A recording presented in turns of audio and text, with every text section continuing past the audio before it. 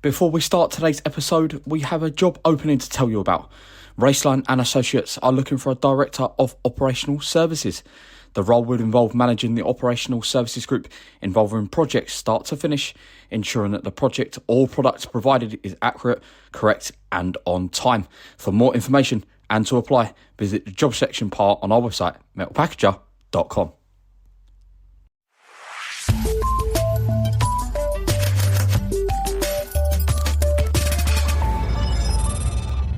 Hello and welcome to the Metal Pack Pod, the industry's leading podcast for the global metal packaging market. The Metal Pack Pod is brought to you by the Metal Packager, the number one digital resource for the global metal packaging market. With over 7,000 monthly users in over 150 countries globally, be sure to check us out on metalpackager.com. I'm your host, Alex Fordham, and in today's episode, we welcome Davide Padovani, Chief Executive Officer of Steelforce Packaging. Davide is a dynamic leader with a solid foundation in business and has a wealth of experience in consulting.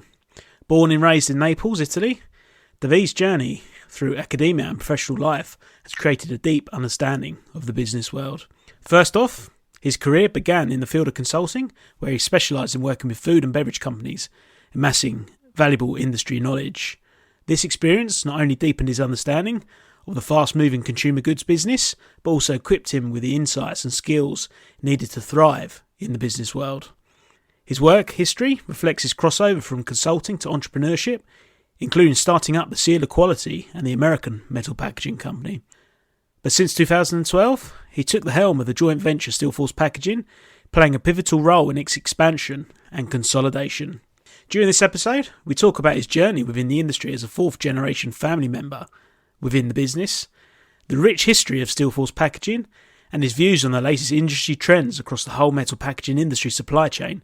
This really is a must-listen for industry figures looking to unpack the latest state of play in the can-making business, so enjoy. But before we begin the episode, we must give special mention to our sponsors, PPG. Their range of innovative and sustainable solutions help protect and beautify the world. Now on to today's show. Good morning, David. How are you? Good morning. Good morning, Alex. How are you? I'm all good here. Very well, thanks. Yeah, looking forward to an interesting conversation about the latest developments at Steelforce Packaging. Seems like you're certainly a company growing nicely within the industry and got lots of exciting new developments to talk about. So, yeah, really looking forward to an interesting conversation. I'm hopefully looking forward to learning a lot as well. Thank you for your availability and your space. We're excited to share our story with your readers and with your team. Absolutely. And with these podcasts, I think often we like to start right at the beginning, really. I think that's probably a useful opportunity just to provide a bit of background and context first off about yourself, and then we can get on to Steelforce Packaging in a bit more detail. So, what's led you into the wonderful world of the can-making industry? Well, I was born in Italy, more or less roughly 30 years ago. And my family has been operating in the food, metal packaging food industry for 4 generations. I'm the 4th generation. And we have entered the more specifically, the metal packaging industry roughly 45 years ago. And we have been, since then, supplying mainly steel for metal packaging. The family used to have a group of service centers that was operational in Europe back in the 70s, 80s, and 90s, mainly. And that's where my background comes from. Then what happened is that along my story, of course, I emigrated and I'm now an Italian living in the US. And throughout my story, I got little involved in the early years, and then more involved when across a generational change, I was asked to come back to the family business. At that point, we started a partnership with Steelforce Group, out of which Steelforce Packaging was born, which is actually, in fact, a joint venture in between Steelforce Group and my family. So we can a little bit through me, we can a little bit leverage the experience of a multinational commodity trading steel operator like Steelforce, and merging it with a very specific, very technical 4th-generation business into metal packaging, which is a little bit what we want to be. both worlds in one single entity. And as I said, now I'm living in the US, where we have started the American branch a few years ago. I lived, of course, in Switzerland, in Italy, in the north of Italy, in Colombia, and in Northern Europe, France, and in Spain many years. So yeah, this is a little bit my trajectory and the time that since I joined the company, which was 12 years ago now. This is a little bit what we have been doing. There's certainly a lot to unpack there. So it sounds like you've got a really rich and interesting backstory, which we can kind of tap into. One thing I'm quite curious of is being a fourth generation member of a family involved in a business. This is a question I asked to Bunting recently. He was a third generation employee of the company. But has it always been your destiny to work for the family business, so to speak, or was there a lot of pressure involved there, or was it a case of kind of all the stars have had to align, making sure you've come to this point? I always find it quite interesting. Really, is it always the plan, or is it kind of just how things are worked out? It's funny because I was thinking about it just a few days ago. It's a very recent thought that I gave about this. And when I was very, very young, it was, of course, my dream. And we're talking at age below maybe 12, when you still see your father as Superman. And there was a time where I was dreaming of running the business that I actually run right now. So I was thinking how lucky I am that I'm actually doing the job I dreamt I would have done. On the other hand, in the age in between 12 and 25, when I was that age, I was really, really away from that thought. Actually, when I finished studying, I studied again in Milan, in Spain, in the Netherlands, in the US itself. And after that, I entered banking. I was in consultancy for several years. And I really thought my career would have been around, consultancy for a few years, long hours a night, an MBA, and then a big corporation. I used to work when just in the consultancy years. I used to work for, ABI, at the time being Kraft, which is today Mondelez. So a lot of fast-moving consumer goods companies. And I really thought that was my cut. And so it was not something I was destined to for. But at a certain point, it just, the need came and it just came back to me. And it was like the dreams that I have had when I was a kid, plus the education, academical and professional, that I had between 12 and 25, 26 years old was just made in order for me to come back and take over the business from the previous generation. So it sounded like I really was destined for it, but from the inside, it didn't feel like that. It felt like something that just popped up out of nothing, and was really not meant to do it. But yeah, some of the customers I was working for in consultancy are actually my customers today. Yeah, so it sounds like it's pretty much been a seamless transition, because when speaking to sort of family-owned businesses, it kind of goes two ways. Either an individual has kind of seen the stresses of running a business and in industry, and it totally turns them off, whereas others see it from an early age and can't wait to get stuck in. So I think it sounds like you've had the perfect balance of knowing about the industry, knowing how the business runs, but also cutting your teeth accordingly elsewhere. So you get the perfect balance of not just being consigned to one business from an early age. So it certainly seems like it's working for you anyhow. It's been fun, and again, I'm always thankful for the opportunities I'm given.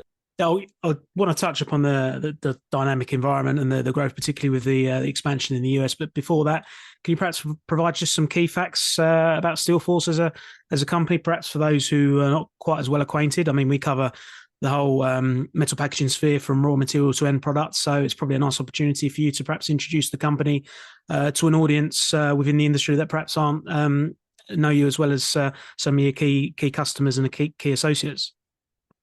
Sure. So the Steelforce Group itself is a company that is a commodity trader. It's been active already for 45 years, more or less. Also is the resulting of several mergers and acquisition operations that happened in the early 2000s in Belgium. We are a Belgian trader based in Antwerp. We have a volume of more or less 2.5-3 million tons, depending on the years, depending on the markets.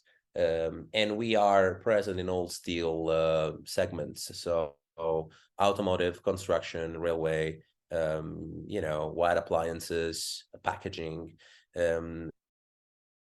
Indeed, the joint venture between my family and Steelforce Group started more or less 12 years ago. The company has been a few years back rebranded into Steelforce Packaging.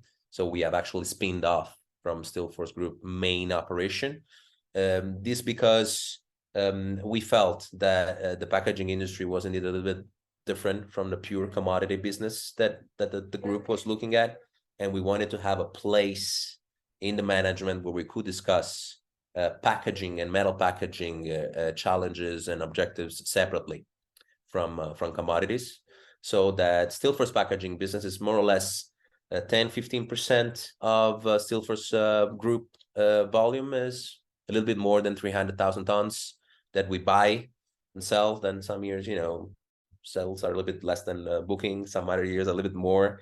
So it's roughly 300,000 tons. And this tonnage you have, of course, aluminum for beverage. You have steel for 3-piece cans. You have steel for 2-piece cans. We have aluminum for food cans in sheets, aluminum coils. We sell narrow coils for tap stock, both in steel and aluminum. So there's a variety of, we also sell some cold roll coils for big drums, containers in the US and in some European areas. So it's there's everything that is related to, packaging and containers with a big variety of end uses. So chemical, food, of course, is the biggest part, but beverage, chemical is there. We have a lot of our business that is run through warehousing, shipping, of course, warehousing, local stocking, a lot of local stocking. We have 1/3 of what we sell yearly that is always on the ground for customers. So we have a business approach, which is indeed a mixture in between a global trader and a very domestic service center, the way the industry was used to think some years back. And we do that in extreme efficiency with warehousing at ports, and then we truck deliveries on a weekly basis to all customers. That's the way it works. Plus, we also have a couple of production units where we do mainly cutting, scroll cutting, lacquering and printing. But we use these units just when it's really needed by the customers. Tailoring the products, a customizing solution to what customers in specific areas are demanding. That's interesting. So thanks very much for the overview. I think we interrupt this episode for a brief segment from our sponsors, PPG. Packaging coatings from PPG draw on our company's 140-year history of innovation. We never stop improving our solutions to meet the evolving needs of can makers and the marketplace. That spirit of innovation results in technology like the cradle-to-cradle platinum-rated PPG Innovel Pro. PPG Innovel Pro is the latest enhancement to the world's #1 non-BPA beverage can coating. It still doesn't use any bisphenol ingredients, but experienced can makers report that it now sprays like an epoxy. Follow PPG Packaging Coatings on LinkedIn or visit packagingcoatings.com to learn more about why PPG is the coatings partner for can making excellence. Yeah, I can imagine, and certainly when we've been speaking to the majority of individuals within the industry, it seems that there's been a downturn in 2023 that's all probably continuing to certainly the first half of 24. But overall, it's been interesting. When I was at the recent International Metal Decorators Association's conference, we had Gus Reel from Stolly who did a presentation who was very bullish about the future of the industry and said that ultimately, if you're taking a medium to long term view, the industry's largely in a good place. So I'm just interested with your connections within the industry. Are you as bullish as Gus there, or do you take more of a level-headed approach in terms of where we are as an industry? And ultimately, I'm guessing I'm asking you, do you think the industry is in a good place moving forward at the moment? Well, this is, I think we have a great opportunity as an industry to qualify what we do as compliance to the world of tomorrow. This is the great opportunity that we're facing. And the reasons are very simple. We have the ability to recycle and to reuse ourselves endlessly in the future. We can, in aluminum, we're already seeing products and aluminum substrate and raw materials that are 100% recycled. And that ability, again, as I said, is replicable in the future, endless time. So this is a feature that no other packaging solution can offer any market. The food, chemical, and whatever stuff have to be packed. On the other hand, the challenge is, of course, being capable of market what we do in a way that industries can market their own products with our strengths. And this is where I find our efforts a little bit lacking strengths. In the last 10, 50 years, we have been, and this is a cultural approach, especially in steel. I see, being both a player that acts in aluminum and in steel, I see some differences in the industry, and you see that those differences are coming from the heritage that companies and industries have. So there's cultural luggage that each of us brings with us, and the experience and the heritage that the steel industry carries with it is heavier than the aluminum industry. And because of that, you see that a lot of information, a lot of product evolution, a lot of transparency of where the industry is on the environmental footprint, on the capabilities of what we do, on the pricing. This information is generally missing. It is only a few years ago that Rasmussen started to sell a product that gives some green message to the market. And if you look into that,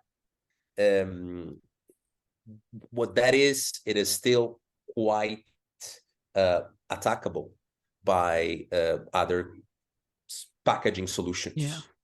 So there's a lot of work that we need to do in the way we go down in the strategy, in the way we want to sell this industry to packers.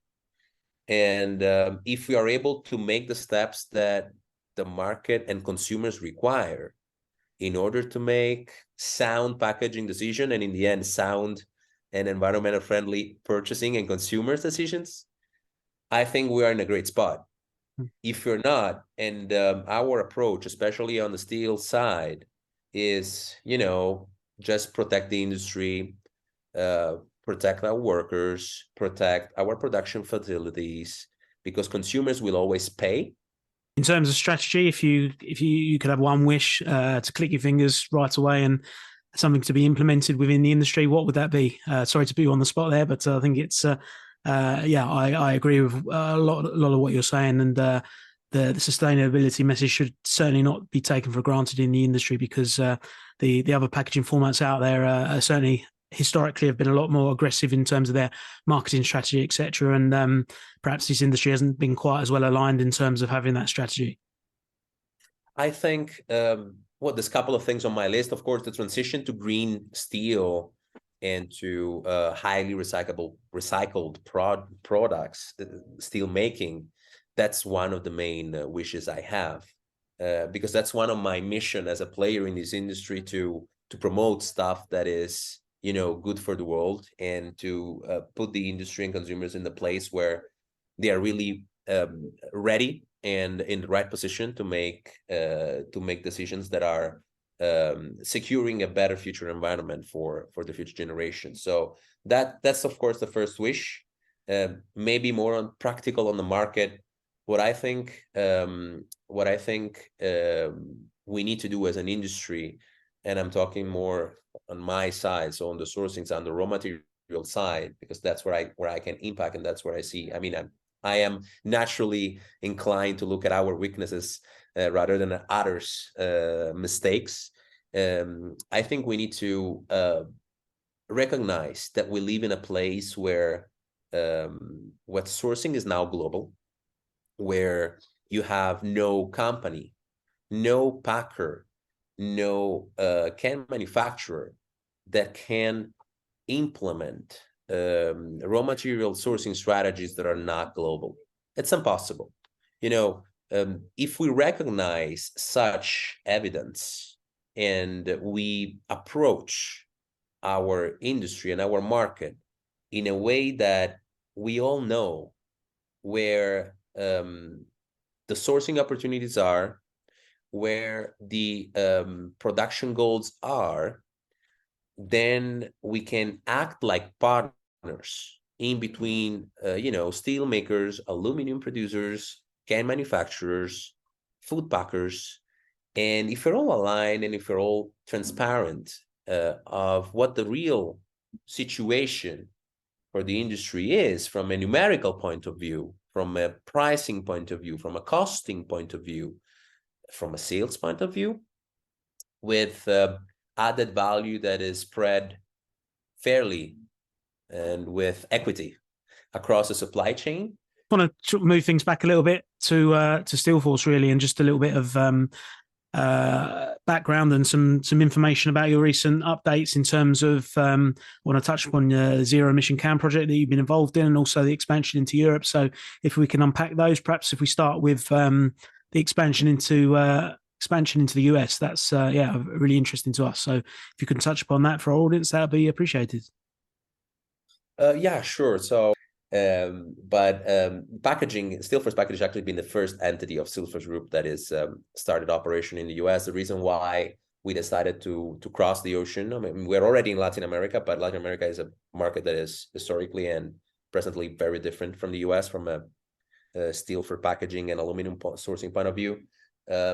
So we did it because, there is in the US this huge issue with steel making, which is on the newspaper. It's been in the newspaper already for years, and in the last year has been on newspapers more than it had been in the previous 5, maybe.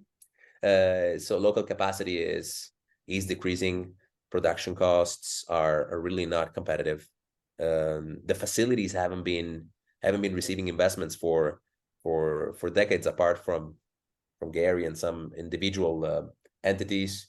Production in California has been discontinued. So it has become, because of these reasons, it has become already for years before we joined the country, before it came into the country, the biggest importer of steel for packaging in the world, and an overall importer of steel itself. Even though politically, we all know that there are some challenges with the origins and with the kind of products you can bring into the country. But still, there was for us, and there was I believe for the market, a very big opportunity in this speculative inflation market situation to help the industry and making their costs a little bit more global, a little bit more rational, to improve can makers at averaging their production costs with a strategy that is not only domestic or European oriented, but also third countries oriented. It's something that other players in our place had already started a few years before us. So basically a follower, and we have been doing that with products that are a little bit new, because we have a wider production range than others maybe in the industry. And that's been it. So we've been implementing the same business model in the end that we have elsewhere, with stocking locations on the West and on the East Coast to serve customers on both sides of the country. We know that in the US, there's a big challenge with logistics. It's a huge country, and the West Coast and the East Coast are basically two different lands from a logistic point of view. So we have taken the right actions. We have a team that is still relatively small, because we have been going through technical homologation throughout 2023. We are just starting to source industrial production into the country. And that's been it. We have a structure that is again very similar to other units we have. And I would believe that the value that we're bringing is really into the product diversification, both on the price efficiency side and on the production efficiency side, because again, the product that are sourced domestically are usually very, very limited in terms of production effectiveness and range ability. So there's a lot of opportunities on that front. Absolutely. And I just also want to touch upon the your recent zero emission can project in more detail. It's a really interesting concept, and perhaps some within the industry won't be aware of. So the floor is yours to throw that idea out there about how potentially this could impact and the wider implications for the industry as a whole. Of course, we are, as all players in the industry, I believe we are very sensitive to the transition to green steel production and to hydrogen on one side, and to the investment and the infrastructure change that has to happen in Europe and in the US so that this transition happens. And we have been at the beginning of these discussions that have been already going on for 5 years, maybe, or even more in Europe. We have always been wondering how those impact would have come into action on a time scale, from a time scale point of view. And because there is politics involved, there is a national security issues involved sometimes. Some countries are, some players are calling it a national security issue, and which I believe it's actually the case. There is governments and politicians that would argue that every country has to have a steelmaker in their own territory because of construction possible challenges, because of war. We did war many centuries in the past. You gotta have steel if you want to make weapons. So because of that, we have looked at the time frame of the transition in a critical way. And we have decided to launch a different approach ourselves. You know that in the steel industry, even before hydrogen, there is the ability of making melting steel out of scrap, and that is made through electrical arc furnaces. It is a way of making steel that has never been very much taken into account for the packaging industry. That's because of the food regulation, mainly because of the food regulation, because of the thicknesses and the mechanical properties that are expected from the steel that is used for can manufacturing. It's not easy to be very picky on the scrap you use, on where it comes from, what it was actually intended for in its previous life. Rejections have been treated as rejections for a long time. We are teaching and educating ourselves at recycling in our homes, and that's very nice. But for the old supply chain to obtain a level of rejection segregation such that each steel scrap is treated its own way, we're still far away from that. So because of all those reasons, let's say that the electrical arc furnaces technology has never been thought as a suitable option for the packaging industry. And we have been working to try to modify that understanding. So we have launched this project that is indeed based on melting with a very specific formula and a composition of reduced iron together with certain qualities of scrap, in a controlled way, using indeed recycled steel, 100% recycled steel to make tin plate. And we have been doing that throughout. We started at the end of 2022, and we have been rolling the steel just in the last few weeks. We will be running can manufacturing tests shortly, I believe, at the end of Q1, Q1 2024. But we have made already engineering analysis of the product, and the product is perfectly compliant with all the food requirements that we have. Of course, after the technical approach, we will have to go into the certifications and the study and the publications of our conclusions on this production process. But we have been collaborating with a PhD in metallurgy, so we have our technical team that is well skilled for that side. And on top of that, we have also a complementary project on the zero emission can side, which is a detinning prototype.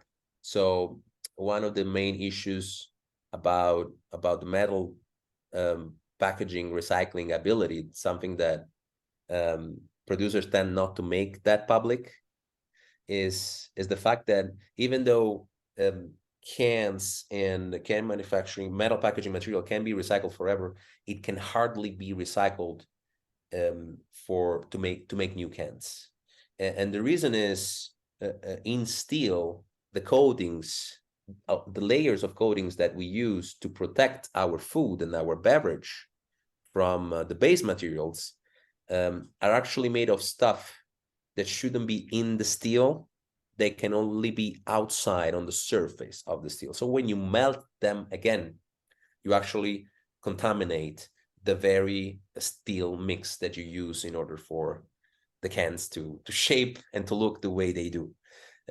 So we have been working on a new technology to work the steel scrap and the metal packaging scrap in a way that those layers are removed from the steel before remelting them.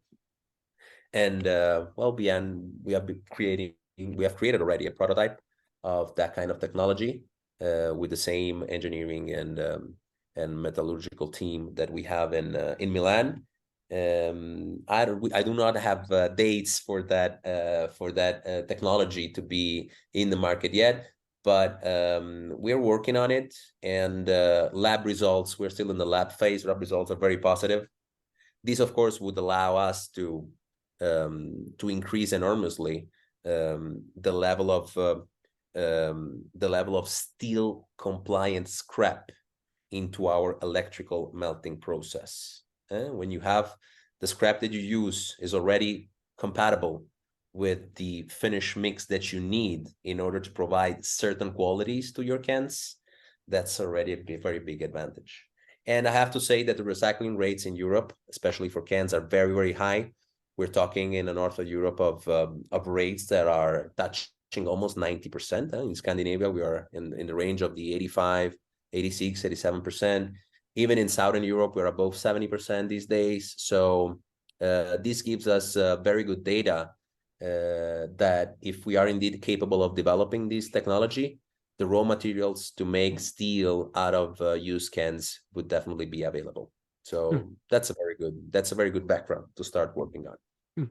We've in this conversation, we've covered a lot of ground there, haven't we? We've kind of talked about the history and the heritage of Steelforce, and talked about some of the pressing issues within the industry. And I just want to now just to move ahead, just to conclude the conversation and what the prospects are for Steelforce packaging in the next 3 to 5 years. Really, what are the major challenges that you see ahead, and are you ultimately optimistic for the future health of the company?